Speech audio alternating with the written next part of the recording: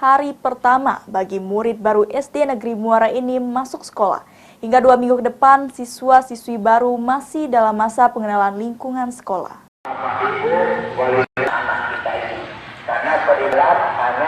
Di hari pertama sekolah, murid baru siswa-siswi SD melakukan apel di lapangan sekolah untuk pembagian ruangan.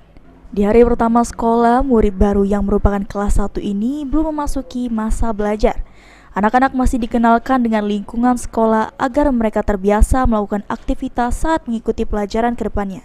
Menurut Kepala Sekolah SD Negeri 6 Muara Enim, Fathul Bahri, kalau di hari pertama ini anak-anak masih dikenalkan dengan lingkungan sekolah atau masih dalam masa pengenalan lingkungan sekolah MPLS yang sebelumnya dibagikan ruangan kelas masing-masing. Pada hari ini adalah masa MPLS, masa pengenalan lingkungan sekolah. Masa pengenalan lingkungan sekolah ini selama 2 minggu. Jadi pada hari 2 minggu ini anak-anak dikenalkan dengan lingkungan sekolah kita.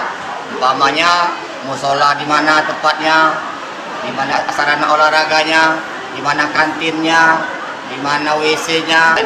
Biar anak-anak itu tidak merasa kaku lagi seandainya dia mau ke WC, mau ke kantin, mau ke musola dan lain sebagainya. Selama 2 minggu ini anak-anak didampingi oleh kedua orang tuanya untuk masa pengenalan lingkungan sekolah di SD nomor 6 ini. Masa pengenalan lingkungan sekolah ini dilakukan selama 2 minggu agar para murid baru bisa beradaptasi di lingkungan sekolah dengan baik.